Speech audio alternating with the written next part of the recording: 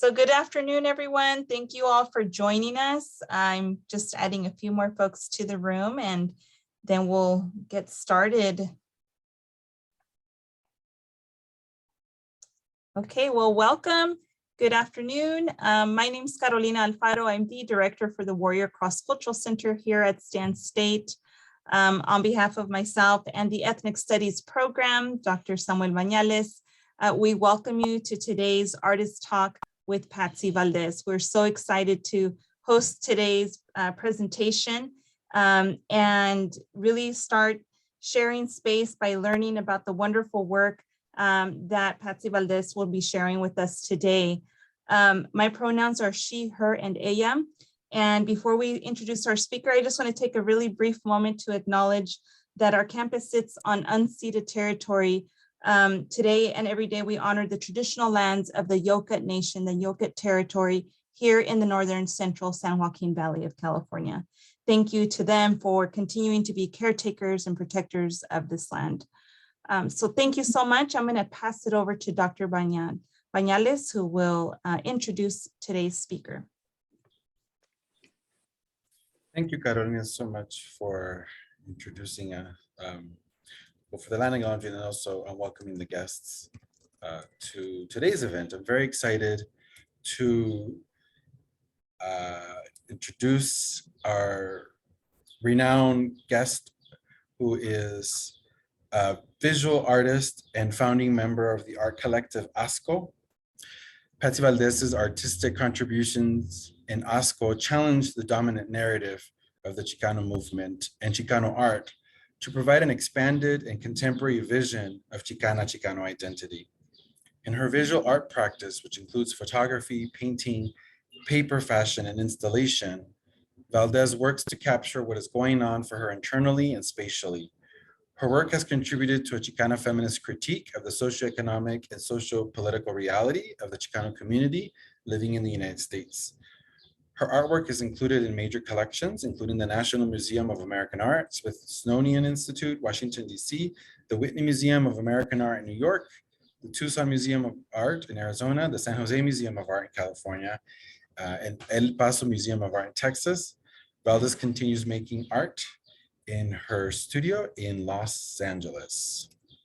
And today's talk, we have the honor of hearing and seeing Patssi Valdez discuss her long-term creative trajectory as an influential and groundbreaking Chicana artist. Foregrounded in the social political environment of the 1960s in Los Angeles, which includes Chicano youth activism in which she participated in, Valdez will speak about how this context informs her artwork. She will share visual slides of her artistic trajectory, which not only includes performance work with the Chicano collective she co-founded, ASCO, but also innovative photography, installations, and paintings. Valdez will also discuss current projects such as being featured in Freeze magazine and the upcoming film about ASCO that Gael Garcia and Diego Luna are producing. So please, everybody in the chat, help me welcome our guest artists with either visual emoticons or in the chat room.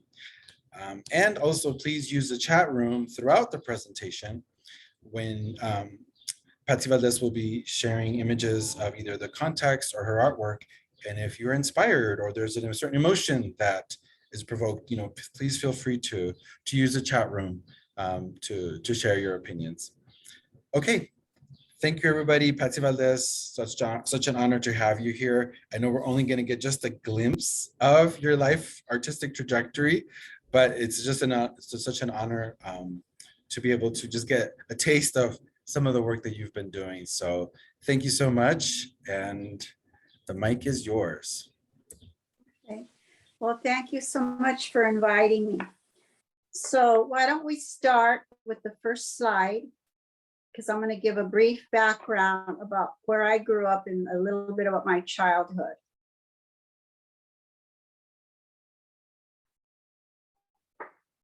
So next slide.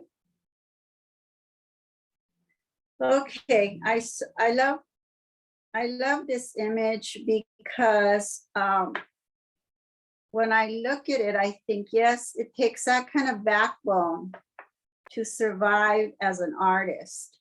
And because there's a lot of ups and downs in this career, you have to really love it. Next slide. So I grew up in a single family home from age 8 and on in East LA with my sister Karen. My father was already absent from the home. Next slide.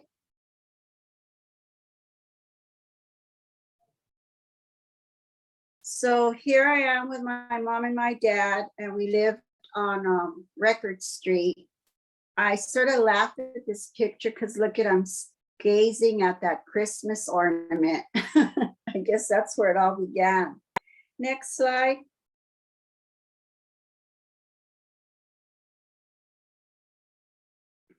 Can we go back somewhere, please? Okay, so when I was really young, I remember I was always creative. I was very quiet. My mom wouldn't even know where I was. I was sitting like in a corner drawing or doing something. And so one day I was playing outside with my little sister, and I decided to make a pair of shoes out of the local newspaper. And I don't know what got into me, but I said, Karen, here, put on these shoes. So I put on the paper shoes on her. And I told her, I want you to walk to the corner store because I wanted to see if they would hold up for the journey. And what's funny, they did hold up. What was funny is that eventually I started making paper fashions. But I guess it all started way back when I made those paper shoes. Next slide. So I attended high school, Garfield High School, from 1967 to 1970. Next slide.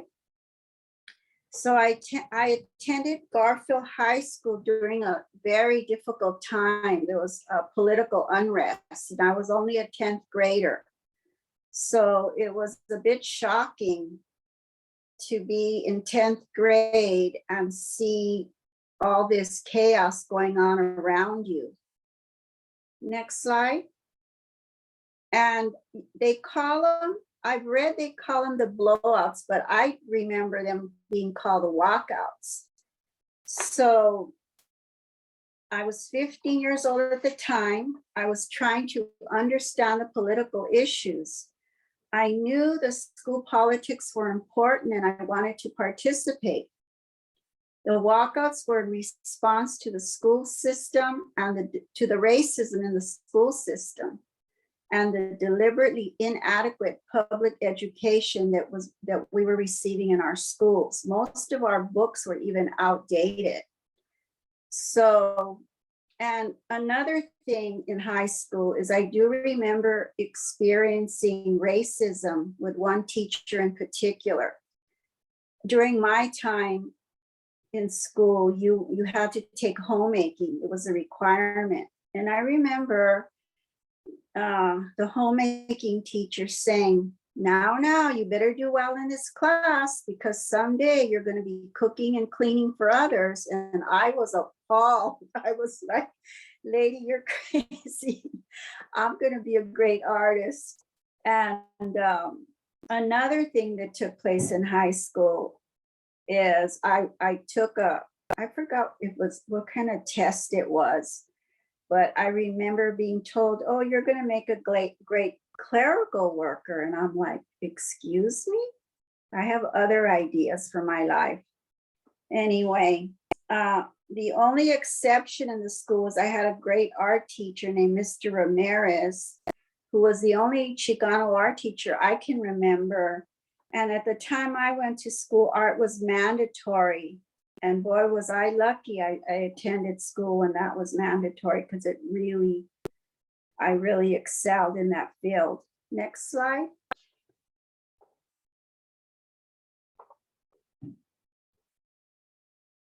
So soon after high school, I graduated in 1970, and about 1970, the same year I graduated, that summer, there was a moratorium march on Whittier Boulevard against the Vietnam War, and also because of the high recruitment of Chicanos and deaths of Chicanos in the war. And it was the largest anti-war action taken by any single ethnic group in the US. And I think there were like 30,000 participants. I knew I had to walk out. I knew I had to join the march, but my mom was very conservative and I was working for her hair salon at the time. So I had a plan that Willie Heron would pick me up. I changed my clothes. I participate in the march, and then I try to make it back to work before my mother found out. But unfortunately, next slide, there was a riot. Tear gas was being thrown in the park at all. I mean, all the people who were marching, the cops were bombarding them with tear gas. I was lucky that I was already headed back to work. And soon after, I found out that this was happening on the news.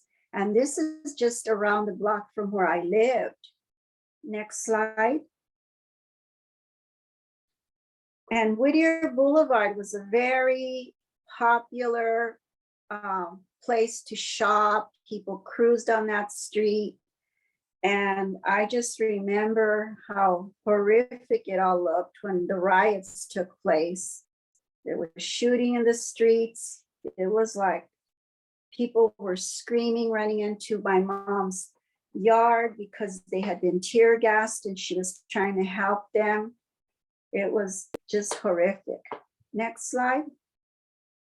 And then, of course, you know, the death of our activist Ruben Salazar took place that day. So these are all the things that happened right after I graduated from high school, the first summer. So first we had the walkouts at school, and then now this is going on. Next slide. So soon after, a few friends of mine and myself formed the art group called ASCO. That was about 2 years after the moratorium. Next slide. So here we are. It's Willie to the left, Gronk, myself, and Harry Gamboa. So we decided we were all interested in art making for one thing. And we all had our individual strengths. Joining together as a group was very powerful. It was fun and engaging. And some of the issues that we were addressing were the police brutality, the negative stereotyping of our community. We also experimented with pushing boundaries and breaking with the tradition in our art practice. We took our art to the streets, which was daring and dangerous because there was a lot of police presence. But we didn't let that stop us from getting out our message. Next slide. So one of our earlier performances was called the Walking Mural. And the idea for the Walking Mural was to recreate a Christmas parade we used to have on Whittier Boulevard prior to the riots. So we decided, it was canceled because of the unrest. So we took it upon ourselves to recreate the Christmas parade and bring it to the people. So here we are, Willie, Grunk, and myself, parading down Whittier Boulevard. I think it probably was on Christmas Eve. Next slide. And then we decided this piece is called First Supper After a Major Riot. So this performance was done to reclaim the public space in response to the moratorium riot and police limiting public gatherings. So the way these performances would happen, we put all our gear in the car. We already have our costume on. We scout the area. We find a location. We jump out. We sit, do what we were going to do, perform, and then we'd snap a photo, and then we'd take off. And we call that hit and run tactics. It had to be done really quickly because the cops could show up at any time. And at that time, just like with Rodney King, they were ready to beat the heck out of you. So you had to do it, be really quick. Next slide. Then because then we came up with another idea, and we started making no movie movies. And the reason they were called that is because we didn't own a movie camera, but we still wanted to make movies because we were absent from the Hollywood film industry. We were totally absent. So we thought, okay, then we'll make our own films. So we did a series of still photos, and we came up with the title No, because it was a movie still, but it really wasn't a movie at all. So, and we always use down our city, and at this place is Felipe's, a famous sandwich shop in downtown LA. We use that as our backdrop. Next slide. So then we came up with the instant mural. And the instant mural was in response to the murals painted all over East LA. We decided to make work that would make a statement, and as quickly we made it, we would remove it from the wall. And the idea here for me was to express how restricted and held back I felt as a woman in society and in the community. But I do break free. And another key aspect of this piece is we loved bringing our art to the people. And we always had an automatic audience, because if you're doing pieces of the street and in the public, there's a built-in audience for your work. Next slide. So again, this is another piece where we scout the area, we find a location, and then we did this performance. I'm here performing with Billy Starr. Next slide. So then this piece was called the Gorez, and we actually did make a real film of, I think finally we had a movie camera, and this is actually a short film we made. And it's a hilarious story that we came up with. I won't go into it now, but we used Whittier Boulevard as our backdrop. We had to do it late at night, possibly in the middle of the night, when it was a lot safer to do. And again, because we weren't on the big screen, we decided to act out our fantasies and become stars of our own. Next slide. So eventually, I think it was Grunk, one of the members of ASCO, who came up with our own Academy Award. We called it the Aslan Award. And that's that gold serpent there that Grunk painted gold. And I was given the Aslan Award for Best Actress. Next slide. Next slide. Okay, so now after performing and doing the work with ASCO, I actually all along was a photographer also. So next slide. So I began engaging in photography, but again, I don't think I had a camera yet. So there was a photo booth by this store called the J.J. Newberry's. And I decided, well, I don't have a camera. I'm going to use that camera in the photo booth. And I'd go in there and I'd dress up in different characters. And I'd have a friend stand out, watch, take guard so that, just to keep me safe. And then I would perform in this photo booth. And this is the outcome of one of those very old photo booth pieces. Next slide. Then I finally got a 35mm camera, and these are two of my best friends. And I decided that I wanted to start documenting my Chicano friends. We were all part of the glam kind of punk underground scene. And so I just took it upon myself to start documenting my friends. And this is Betty and Gloria, and it was taken in 1976. I think I always had a garage studio. I still have one to this day. Next slide.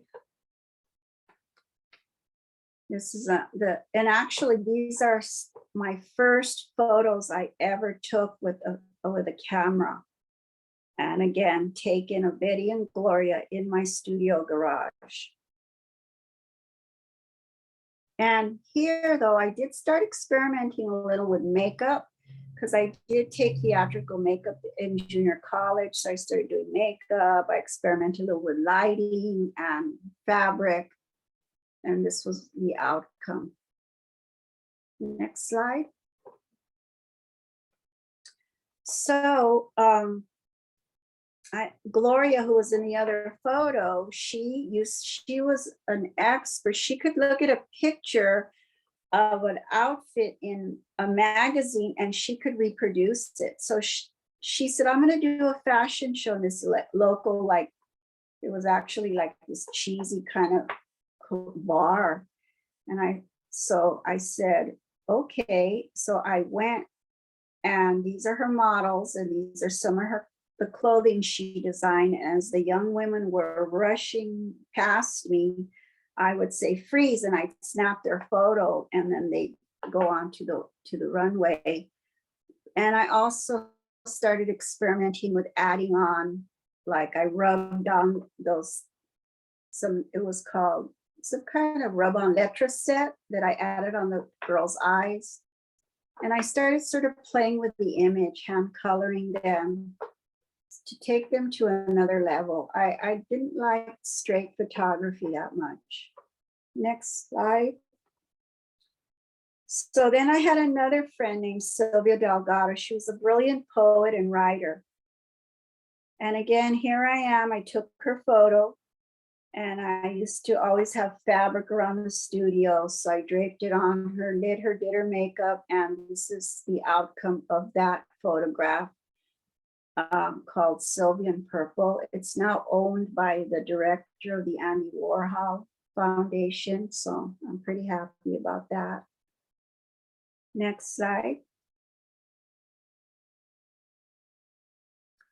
Again, I started pushing the envelope a little more. This is a photo of Sylvia Delgado that I printed. It's called Mural paper. It was bigger than me. I would print it in the dark room, and I started dipping the photos in different dye baths. And I don't know what gave me the idea to add this vinyl on the photo, but this is a very old photo and it survived.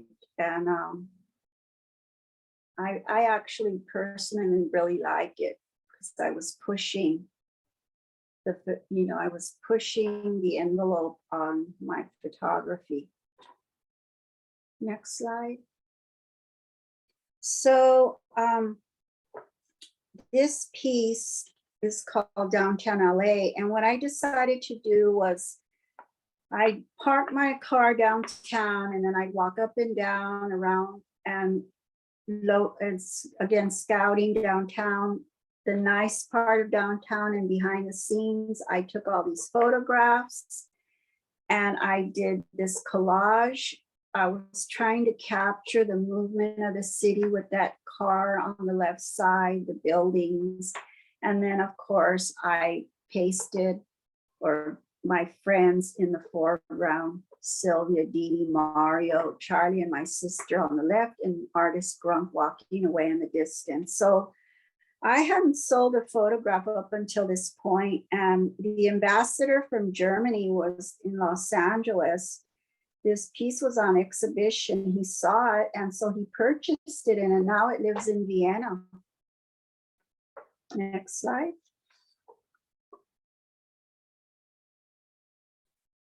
So I actually now engaged in making my own film. It's called Hot Pink. It's actually, it was an 8mm film.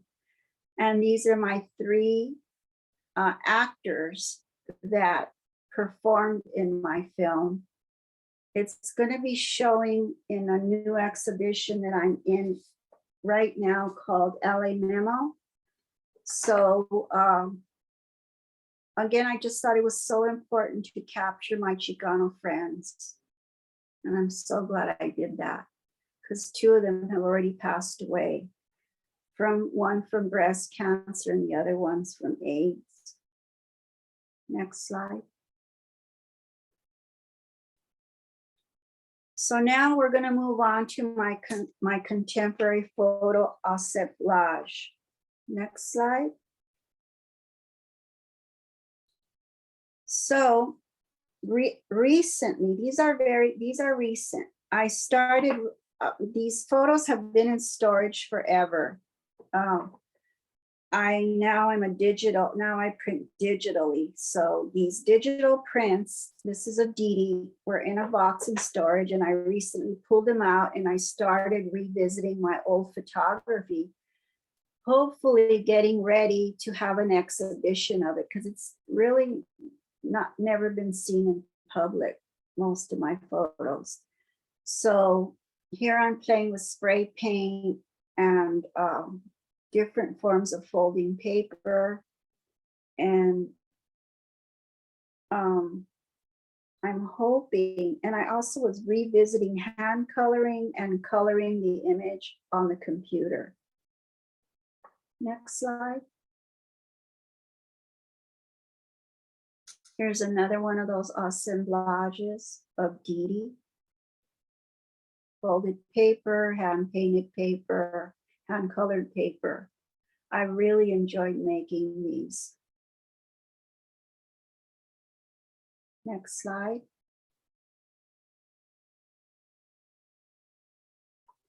So now we're going to move on to my paper well, they're not all paper, but my installation work. So not only would I do photography, I started experimenting with film, and then I sort of expanded out to installation work. So here's a small group of my installations.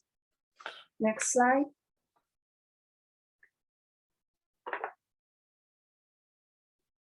So again, my photography, I started cutting out my photos, and I actually adhered them directly to the gallery wall.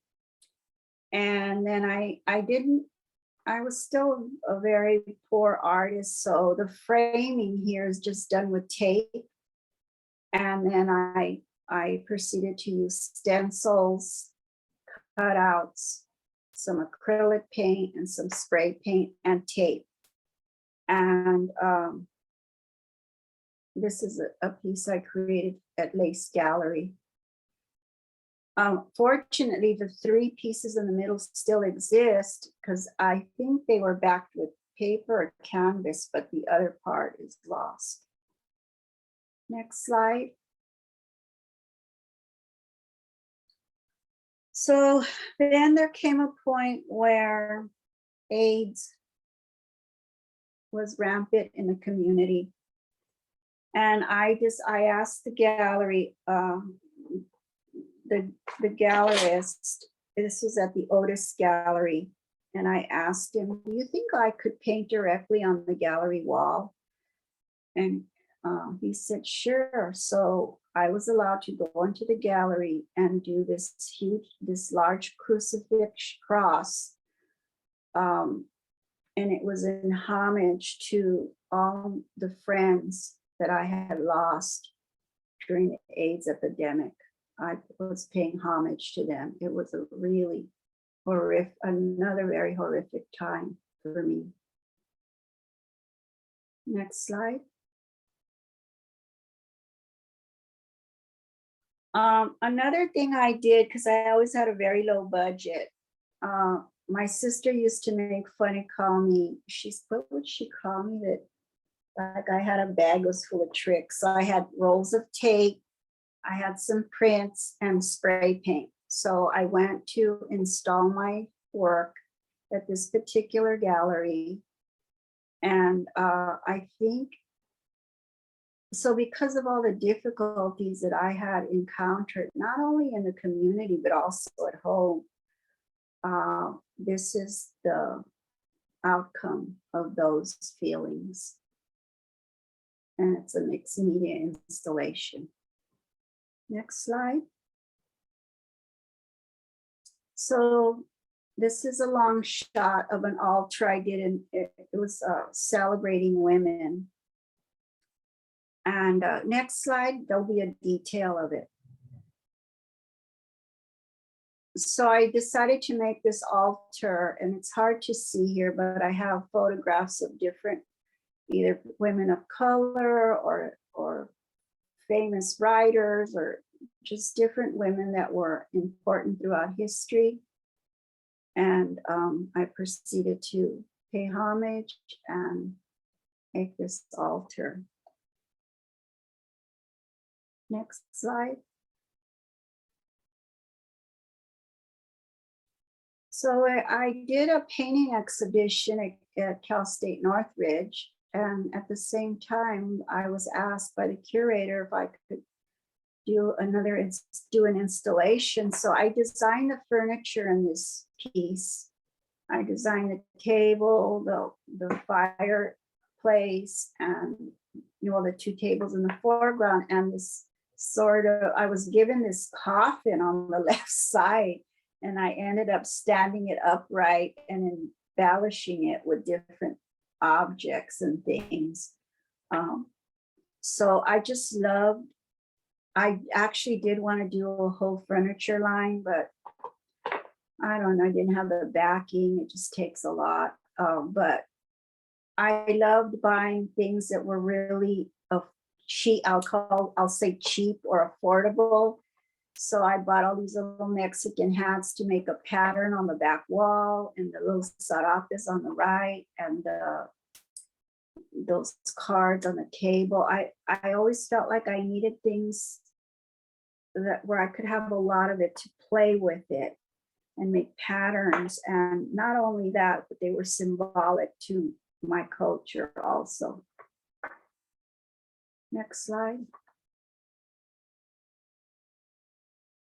And there's that same fireplace. Now I'm actually having a show in a commercial gallery in Santa Monica, California.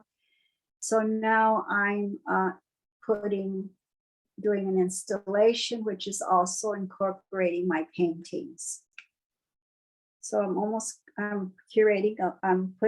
actually creating a home and then a place for the work to be exhibited. Next slide. So at one point I get asked to go to Europe, to Nottingham actually, and to back somewhere there, that one. So I did this in Nottingham, and it's all done just with a roll of butcher paper, some Sumi ink, and so I was given a studio there and an assistant, Nadeem Chandri, and he helped me with installation and creating this paper piece. Everything was destroyed, it's paper, so I just said, burn it, destroy it. I mean, when I tell my friends that, they're horrified, but it's a piece that's not to be sold. Next slide. And actually, more recently, I maybe did have a little bit of regret that I had those other pieces destroyed, but I didn't know where I'd store them or anything like that. So I decided to make another paper dress. And Self-Help Graphics, which is an art center in East Los Angeles, they said they had this show they were curating where we'd be inspired by a print that was in their print collection. And I had made this serigraph that you see on the left of Dee Dee when she passed away. It was made for Day of the Dead. And I thought, well, okay, I won't only use it as inspiration, I'll actually use the print itself. So I cut the print and that's how I made the yoke of this dress.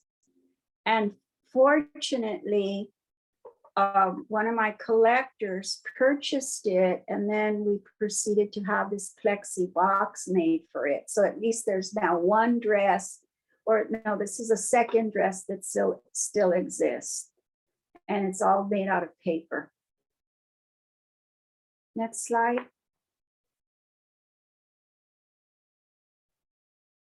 Okay, how am I doing on time? Okay.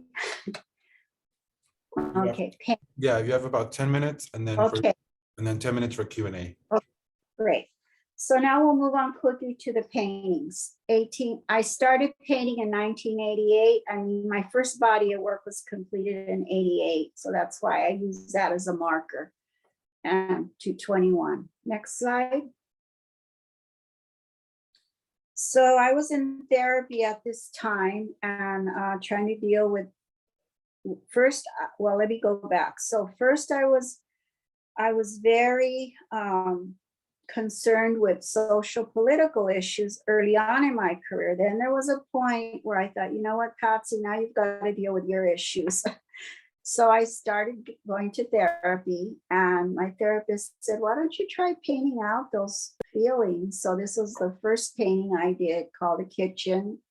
It's me and my mom in the window or in that painting, and then the violence that would take place in that kitchen table. Next slide.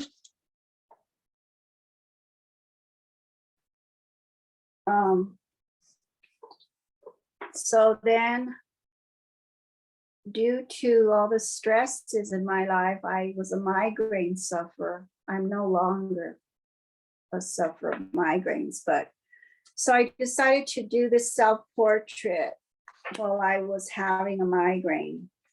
That's why it's called a headache. So a lot of my paintings were very either about personal or about my environment or about my culture. So next slide. Okay, so here's another one with that sort of scary kitchen table. But this piece, I finally now was in a commercial gallery, and the dealer was just so difficult and demanding. And this is one of the paintings I made for his show. And I just sort of put all that frustration into this painting. And that's a self-portrait. Next piece. Do I answer the questions that pop up on the screen? You can, or we could wait till Q&A at the end. Okay, we'll wait. Okay. Next slide. Then I looked way back at my childhood. I had one of my uncles was a really good photographer, and how odd that I'm posing for the camera from very young age. There's tons of photos of me. This is a photo he took of me when I was, I don't know, maybe 4, 5. And the fissures on the cement I added those because that's when my parents' marriage was starting to break up. Next slide. I always had this thing with birthdays. So I'm born on New Year's Eve. That's a very difficult time for a child to have a birthday. Adults are too busy. So later I thought, you know what, I'm going to paint my own birthday scene. So the birthday party. Move on. I actually stayed in a little house in Playas de Tijuana, and I had a friend who said, we're going to go stay in this house. I'm going to go stay in this house. Would you like to come? And I said, sure. She said, but when we get there, you're not going to want to leave. And I thought, what is she talking about? I'm not going to want to leave. It's Tijuana. I'm going to want to go out and shop, walk around. And she said, you'll see what I mean. So we get to this little casita, and it's surrounded by glass. It was nothing fancy, but it was jutted out on the rocks, and it was an incredible view, and the water was crashing at the base of this little house, and it would put me like in this dream state. So that night I had this dream of floating on the 4-poster bed in the middle of this ocean. It was the most incredible dream that I thought, I have to capture this. And that's where this painting was inspired. Next slide.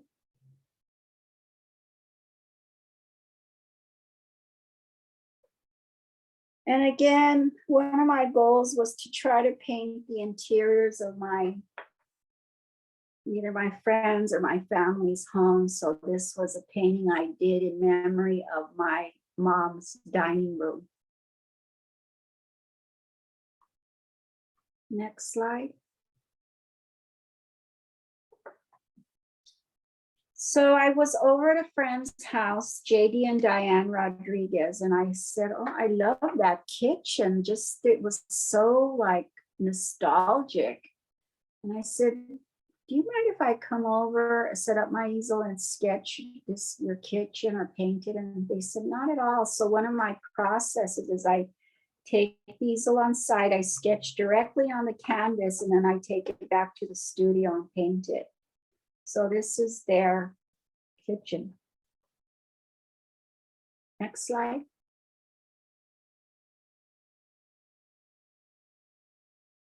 Another visit to another home on this woman, Esperanza. She had this beautiful collection of ceramic virgens in this vitrine. And I said, oh my God, that's incredible. And I said, can I come over and sketch it? And she said, sure. So that was me trying to capture that, just that beautiful collection of virgens. Next. So I started painting this tree, and I don't know, something pretty tragic must have happened around me at the time. So before you knew it, as I was painting this tree, the tree just started crying, and all the emotion came out in this painting of this tree. So I like using metaphor in my work. Next slide. Then I had an idea about the conquest. Well, first, a friend of mine wrote a book about Mexican bread. I don't know if it ever got published, but she used to read me passages from her book. And then I learned so much about pan mexicano that it was actually the merging of two different cultures. It was European and the indigenous that made up this bread. So then I thought, oh my God, I'm going to put the Española and then myself, the little girl in the yellow dress, the Chicana in there. And then of course, there's the ships that conquered us. So that's where that idea came for that painting. Next. That's one of my paper fashions. I called it the Aztec Queen. Well, I was on a trip in Mexico City, and I was at the Anthropology Museum, and I just adored their garden. the garden there. So I snapped some photos. It was raining, so I had to snap photos through the glass door. And then I came back to my studio and I thought, you know what? The Aztec Queen, she belongs in that garden. So I proceeded to paint the garden and put the Aztec Queen in that painting. And again, you'll see a clock on the bottom because time is either stood still or you've gone back in time. Next. And then this is during COVID. A lot of death, a lot of difficulty, a lot of sorrow, a lot of fear. So that's where this painting was it. That was the inspiration for this painting called The Passage. Okay. Next, I think that's it. Yes. So I think you wanted, so did you want me to talk about a little bit about the film project? There isn't a lot to say about it because it's in process. I think if you could just speak a little bit about the Freeze magazine Okay, so article, and then just whatever you can share about the upcoming film, where you're at in the project, you know. can I hold up the Freeze magazine? Will you be able to see it? Yes. So here's the cover. Can you see it fine? Yeah. Okay, here's a cover of Freeze magazine, and how weird that my art teacher is on the cover. I didn't really realize that till later, but anyway. So ASCO was featured in Freeze magazine. Here's my still photo from my film Hot Pink. And it was quite an honor to be featured in this magazine. Unfortunately, it's taken so incredibly long to get any kind of recognition for all that work we did so long ago. But at least it's finally happening in my lifetime.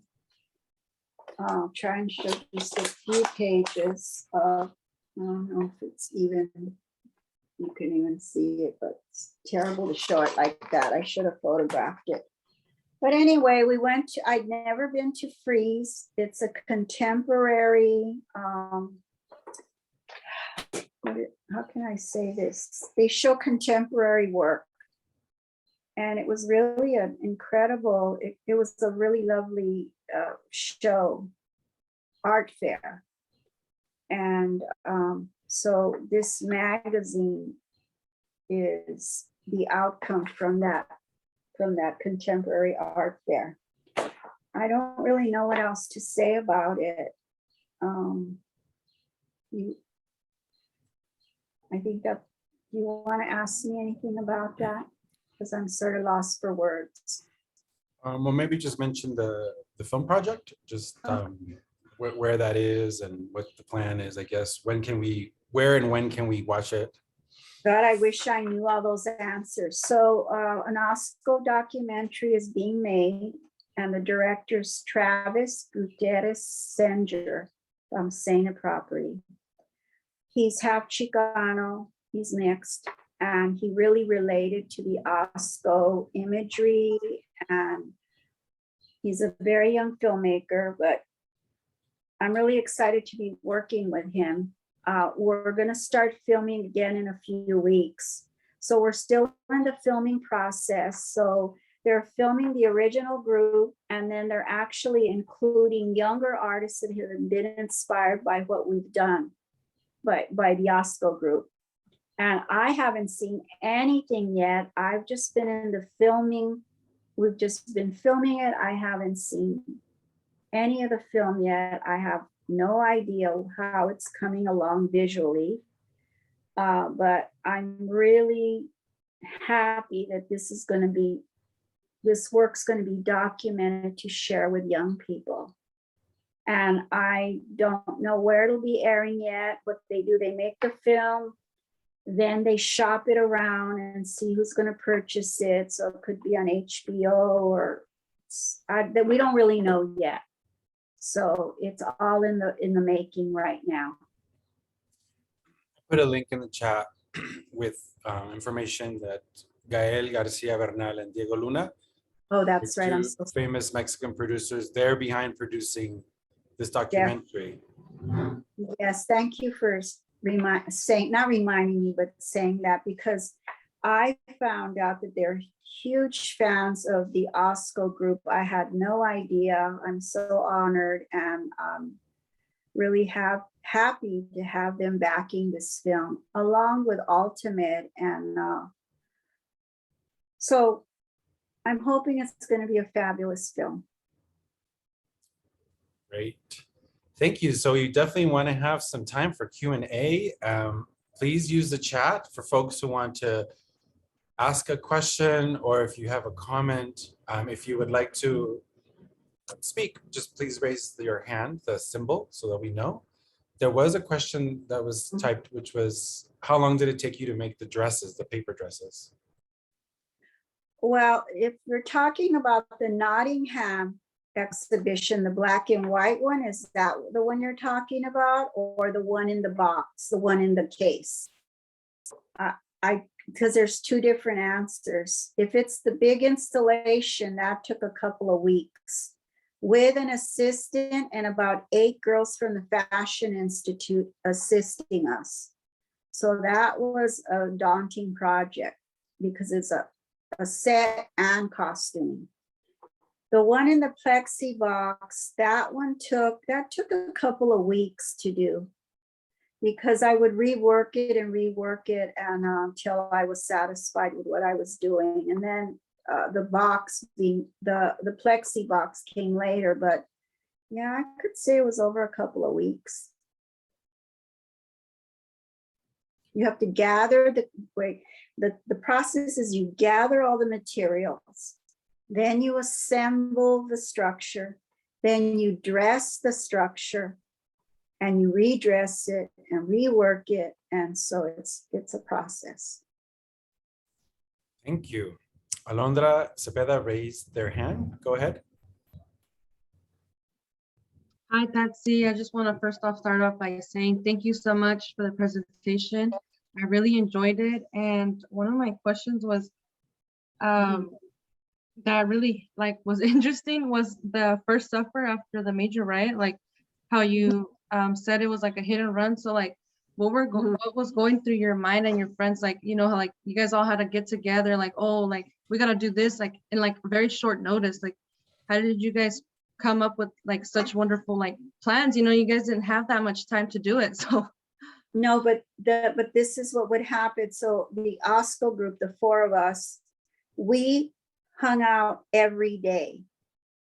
We would meet in my garage, or we'd meet in a coffee shop, and we were together like for hours. We would rehash ideas, we would draw together, we would brainstorm together, create together. And so from those meetings, we pretty much knew what we were going to do. So we pre-prepped.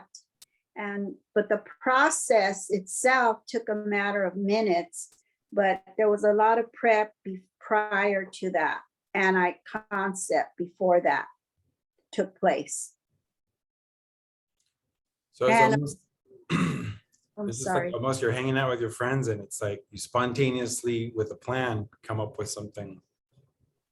Exactly, but these were 3 men that were, Willie was an artist, Grump was an artist, Harry was a writer, I was an aspiring artist. So we had the art that in common. And so that was what glued us that's what, how can I say it? That was the glue between us, was the love of art making and the concern about what was going on in our community and the social political issues that were of big concern, especially I know for me it was. I couldn't not speak up about what was going on. Thank you. Carolina, did you have your hand up? Yeah, yes, I did. Thank you so much, Patsy, for sharing your work today with us. And, I am sure as, being an artist, it's often a very vulnerable path, and you make something so just deeply personal, and then you share it with everyone, and you present it with, such a fearless heart, I feel. One of the images touched me today. Many of them did. They all stood out to me, but there was one, the instant mural in 1974. You talk about a woman being trapped, or you mentioned, at the end you do escape in that sense. Mhm. And it made me curious about the women artists during that time, specifically, what were some of the most difficult challenges as a female Chicana artist in the 1970s? Well, to be perfectly honest, this group, ASCO, we weren't really in sync with the others for some reason, because as we were doing things that were so kind of foreign and strange to them. When I'm being taped to the wall, this was maybe I'm talking about more personal, because as a woman, I was always being told, shh, shh, like quiet. Or you tried to talk about something, you weren't taken seriously. And I was just so sick of it. And then even in the male dominated art world, even when we did ASCO exhibits, the audience would say, oh, they thought I was the girlfriend of the guys, or I was a groupie or something. Like, no, this is my work. So not being taken seriously, not having my voice heard, it was all really frustrating. So there I am being taped to the wall, that feeling of being held back, and then I break free despite the odds and the difficulty. Thank you. We have time for one more quick question or comment. Does anybody have anything else you'd like to ask or share? Well, the comment I want to make is I really love this Chicano method of rascuachismo, which is you work with what you have. So if you don't have $1 million, but you have $3, you work with that. Or if you don't have art supplies, but you have something in your closet, you work with what you have. So I just really like how that practice, which is part of Chicanismo, we could see it throughout, whether it was through organizing, whether it was through the, doing the installations or your photography. I really like that method that was seen throughout. So I just wanted to make that comment and kind of let students know that this is something very particular to the Chicanx community. Yeah, especially when I'm doing the walking mural and I'm wearing that black, I just have a black piece of fabric that I put glitter on, and cardboard, the crown or the beak goes around me. They're made out of cardboard that divides up bottles. I would look around and just see what could I use. So, that was the thing about the group. We never, if there wasn't a gallery that was going to exhibit us, we'd find an empty space, have our own gallery, our own exhibit. We would mail out things. We would make art from found objects or things we had around the house, like you said. So, again, I always said we didn't wait around to be discovered. We didn't wait around. We just used what we could to make our statements and make the art. Yeah, in many ways, I see it as you were part of what we now call Chicano futurity or futurism.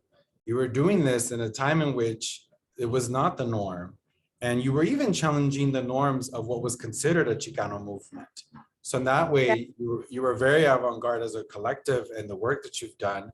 And I just think it really resonates even now in 2022 because of how futuristic it was. The issues that were being discussed, the ways in which y'all went about it.